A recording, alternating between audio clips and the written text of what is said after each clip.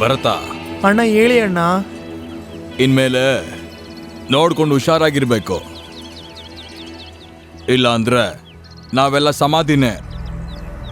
ಪೊಲೀಸರು ನಮ್ಮನ್ನ ನಾಯಿ ಥರ ಹುಡುಕ್ತಿದ್ದಾರೆ. ಇನ್ಮೇಲೆ ಮನೆ ಕೆಲಸ ಅಂತ ನಾವಾಗೋ ಎಲ್ಲ ಜಾಗನೂ ಬದಲಾಯಿಸ್ಬೇಕು. ಗೋಪಾಲ, ಅಯ್ಯ, ನಮ್ ಶೆಲ್ಟರ್ನ ರೆಡಿ ಮಾಡೋ. ಒಂದ್ ಕೈ ನೋಡ್ಬಿಡೋಣ. ಸರಿ ಅಯ್ಯ. ಏನ್ ರಾಜ, ಅರ್ಥ ಆಯ್ತಾ? ಅರ್ಥ ಆಯ್ತಣ್ಣ. ಆಟ ಅಲ್ಲಾಡೋಣ.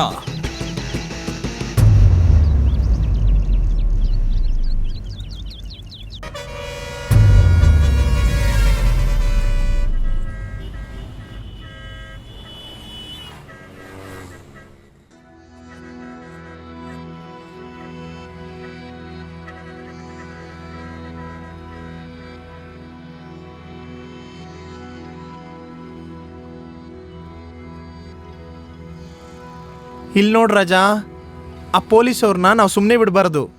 ಅಣ್ಣನ ಮನಸ್ಸನ್ನ ತುಂಬ ನೋವು ಮಾಡಿಬಿಟ್ರು. ಅಣ್ಣ ಮಾಡಿರೋ ಕೆಲ್ಸಕ್ಕೆ ಪೊಲೀಸವರು ಅಭಿಷೇಕ ಮಾಡಿ ಆಹಾರನ ಹಾಕ್ತಾರೆ. ಏನೋ ಮಾತಾಡ್ತಾ ಇದೀಯಾ?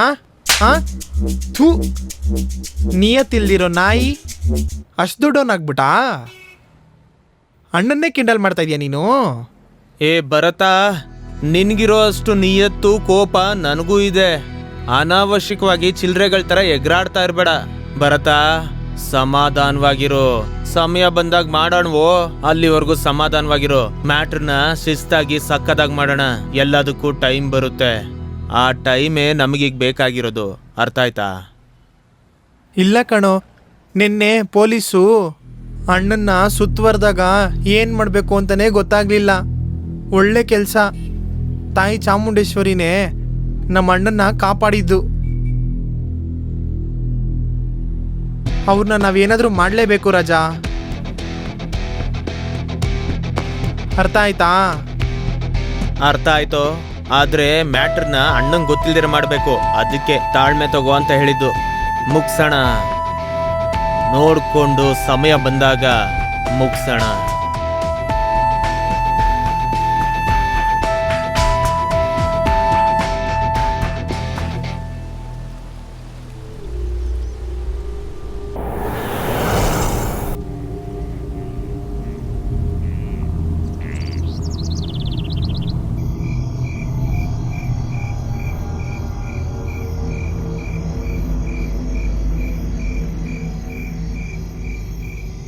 ಅಣ್ಣ, ಆ ಪೊಲೀಸ್ನ ಸುಮ್ಮನೆ ಬಿಡಬಾರ್ದು ಕಣಣ್ಣ. ನಿನ್ನಣೆಗೆ ಗನ್ನಿಟ್ಟ ಅವನ್ನ ಸುಮ್ಮನೆ ಬಿಟ್ರೆ ಆಗುತ್ತಣ್ಣ? ಭರತ, ಸುಮ್ಮನೆ ಇರೋ. ಊರಿಗೆ ದೊಡ್ಡ ತಲೆ ಅಂತ ಹೇಳಿದ್ರೆ ತಲೆಗೆ ಅಪಾಯ ಬರುತ್ತೆ, ಪ್ರಾಣಕ್ಕೆ ಆಪತ್ತು ಬರುತ್ತೆ. ಸ್ವಲ್ಪ ತಡ್ಕೋ, ಮುಗ್ಸೋಣ. ಆ ಸಮಯ ನಮಗೆ ಬಂದೇ ಬರುತ್ತೆ. ನಾವು ಎಂಜಿನ್ನ ಮೇಲೆ ಕೂಗಿದ್ರೆ ಅದು ನಮ್ಮ ಮೇಲೇನೆ ಬೀಳೋದು. ಇಲ್ಲ ಅಣ್ಣ, ಊರಲ್ಲಿರೋ ಹುಡುಗರನ್ನ ಕರೆಸಿ ಅವನ್ನ ಮುಗ್ಸೋಣ. ಆಗ್ಲೇ ನಾವ್ ಯಾರು ಅಂತ ಗೊತ್ತಾಗೋದು. ಜೊತೆಲಿ ಭಯನೂ ಇರುತ್ತೆ. ಶಂಕ ನಮ್ಮ ಕೈಯಲ್ಲೇ ಇದೆ. ಸಮಯ ಬರುತ್ತೆ, ಅವಾಗ ಅದನ್ನ ನೀನೇ ಊದು. ಏಯ್, ನಮ್ಮ ಹುಡುಗರಿಗೆಲ್ಲಾರ್ಗೂ ಮುಗ್ಸೋದಕ್ಕೆ ರೆಡಿಯಾಗಿರೋದಕ್ಕೆ ಹೇಳು. ಸಿಗ್ನಲ್ ಯಾವಾಗ ಕೊಟ್ರೋ ಮುಗ್ಸೋಕ್ಕೆ ರೆಡಿಯಾಗಿರ್ಬೇಕವರು. ನಾವುಗಳ ಪೊಲೀಸ ಅಂತ ಒಂದು ಕೈ ನೋಡೇ ಬಿಡೋಣ.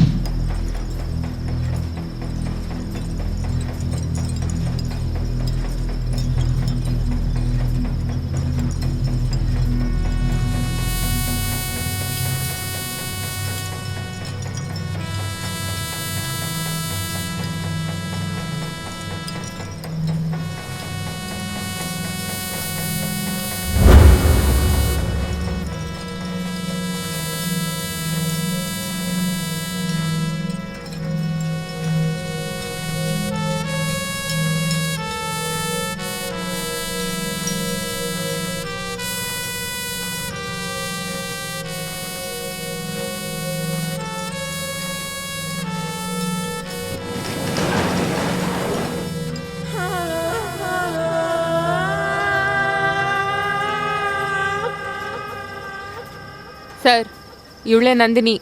ನಾನು ಕೆಲವು ಕೇಸ್ನ ಇವಳನ್ನ ಇಟ್ಕೊಂಡು ಸೀಕ್ರೆಟಾಗಿ ಮೂವ್ ಮಾಡಿದ್ದೀನಿ. ಅದು ಮಾತ್ರ ಅಲ್ಲ, ಇವಳು ಎಲ್ಲ ಗಂಡು ಮಕ್ಕಳನ್ನ ಬುಟ್ಟಿಯಲ್ಲಿ ಹಾಕೋ ಕಿಲಾಡಿ. ಮೇ ಬಿ ಈ ವಿಷಯನ ಇವಳನ್ನ ಇಟ್ಕೊಂಡು ಮೂವ್ ಮಾಡೋಣ. ಮಿಸ್ ಆಗದೆ ಇರೋ ಹಾಗೆ ಕೆಲಸನ ಸರಿಯಾಗಿ ಮಾಡ್ತೀಯ ಅಲ್ವಾ? ಸರ್, ನೀವ್ ಯಾರಂತ ತೋರಿಸಿ ಗಾಳ ಹಾಕಕ್ ರೆಡಿ ಇದ್ದೀನಿ. ನೀನ್ ಗಾಳ ಹಾಕ್ತೀಯೋ ಅಥವಾ ಬಲೆ ಹಾಕ್ತೀಯೋ ಅದ್ ನನಗೆ ಗೊತ್ತಿಲ್ಲ. ಪಾರ್ಟಿನ ಸರಿಯಾಗಿ ಹಿಡಿದಾಕ್ಬೇಕು. ಒಂದ್ ವಿಷಯ ನೆನ್ಪಿಟ್ಕೋ, ನೀ ಹಿಡಿಬೇಕಾಗಿರೋದು ಸಣ್ಣ ಮೀನಲ್ಲ, ತಿಮಿಂಗಿಲ.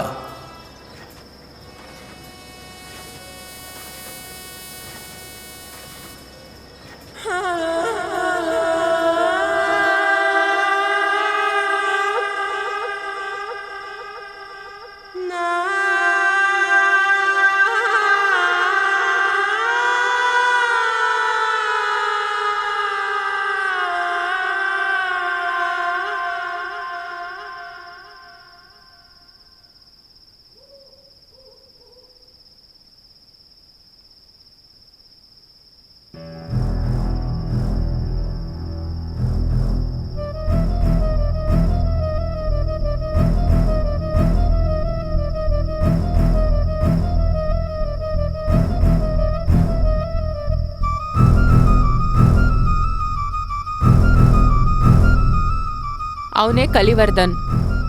ಏ ಭರತ, ಗಾಡಿ ಎತ್ತು. ಆಯ್ತು ಕಣಣ್ಣ.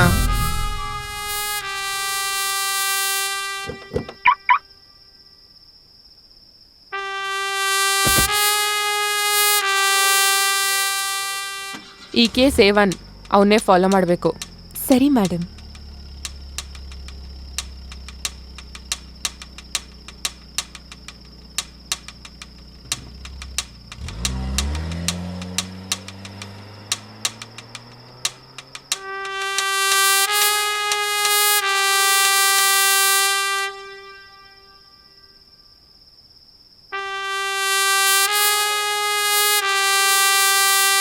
ಹಲೋ, ಫೋನಲ್ಲಿ ರೂಮ್ ಬುಕ್ ಮಾಡಿದೆ, ಕೀ ಕೊಡಿ.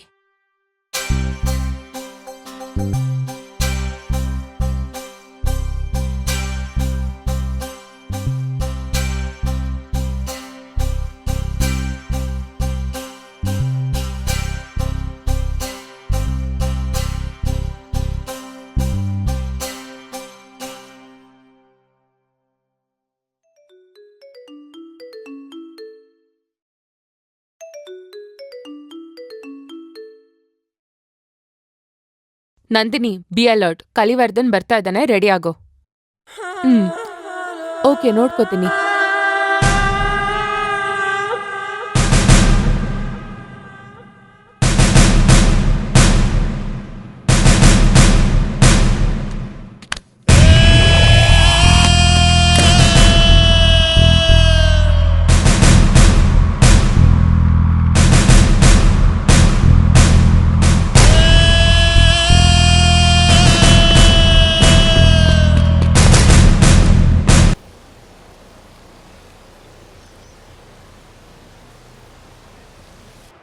ಕರ್ನಾಟಕದಲ್ಲಿ ಹಲವೊಂದು ಕಡೆ ತುಂಬಾನೇ ಹೆಸರುವಾಸಿ ಆಗಿರುವಂತಹ, ತುಂಬಾನೇ ಬೆಳೆ ಬಾಳುವಂತಹ ದೇವರ ವಿಗ್ರಹಗಳು ಕೆಲವು ದಿನದಿಂದ ತುಂಬಾನೇ ಕಳ್ಳರ ಗುಂಪಿಂದ ಬೇರೆ ದೇಶಕ್ಕೆ ಕಳ್ಸಿಕೊಡೋದು ತುಂಬಾನೇ ಮಾಮೂಲಿಯಾಗಿದೆ.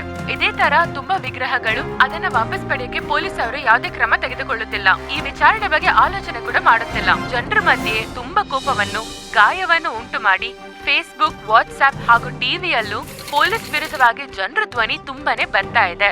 ITV ನ್ಯೂಸ್ ಇಂದ ನಾನ್ ನಿಮ್ ದೇಶ. ಮಾಣಿಕ್ಯವೇಲ್, ಏನಿದು? ನಿಮ್ಮೇಲೆ ನಂಬಿಕೆ ಇದ್ದಿದ್ದಕ್ಕೆ ತಾನೆ CBIಗೆ ಹೋಗುವಂತಹ ಈ ಕಲಿವರ್ಧನ್ ಕೇಸ್ನ ನಿಮ್ಗೆ ಅಂತ ಕೊಟ್ಟಿದ್ದು. ಸರ್, ನಾವು ಹತ್ರನೇ ಇದ್ದೀವಿ. ನೆಕ್ಸ್ಟ್ ಅವನನ್ನ ಲಾಕ್ ಮಾಡೋದಷ್ಟೇ ಬಾಕಿ. ಇನ್ನೊಂದು ಸ್ವಲ್ಪ ಟೈಮ್ ಕೊಡಿ, ಆಮೇಲೆ ಕಲಿವರ್ಧನ್ಗೆ ಜೈಲಿನ ಮುದ್ದೆನೇ ಗ್ಯಾರಂಟಿ. ಮಾಣಿಕ್ಯವೇಲ್, ನಮ್ಮ ದೇಶದ ಸಂಪತ್ತನ್ನ ಅವ್ರ ದೇಶಕ್ಕೆ ಅವರು ಕತ್ಕೊಂಡು ಹೋಗಿ ಆ ತರದ್ರಲ್ಲಿ ದುಡ್ಡು ಮಾಡೋ ಗ್ರೂಪ್ ಅನ್ನ ನಾವು ಆಚೆ ಓಡಾಡೋದಕ್ಕೆ ಬಿಟ್ವಿ ಅನ್ಕೊಳ್ಳಿ, ಆಮೇಲೆ ನಮ್ಮ ಇಡೀ ಊರ್ನ ಸರ್ವನಾಶ ಮಾಡಿ ಮಾರ ಹಾಕ್ಬಿಡ್ತಾರೆ. ನಮ್ಮ ದೇಶದ ದೇವರ ವಿಗ್ರಹಗಳ ಬೆಲೆ ಆ ನಾಯಿಗಳಿಗೇನ್ ಸರ್ ಗೊತ್ತಿದೆ? ಅದಕ್ಕೆ ಇದರ ಬೆಲೆ ಗೊತ್ತಿರೋ ವಿದೇಶದವರು ಇವರನ್ನ ಯಾಮರ್ಸಿ ದುಡ್ಡು ಕೊಟ್ಟು ಇವ್ರ ಹತ್ರ ತಗೋತಾ ಇದ್ದಾರೆ. ಈ ನಾಯಿಗಳು ದುಡ್ಡಿಗೋಸ್ಕರ ಏನ್ ಕೆಲಸ ಬೇಕಾದ್ರೂ ಮಾಡ್ತಾರೆ. ಇವರನ್ನ ಕರೆಕ್ಟ್ ಆಗಿ ಸ್ಕೆಚ್ ಹಾಕಿ ಎತ್ತು ಅಂತ ಟೈಮಲ್ಲಿ ಎತ್ತು ಬಿಡ್ಬೇಕು ಸರ್. ಇವರನ್ನ ಯಾವಾಗ ಎಲ್ಲಿ ಎತ್ತಬೇಕೋ ಅಲ್ಲಿ ಎತ್ತುತ್ತೀನಿ ಸರ್.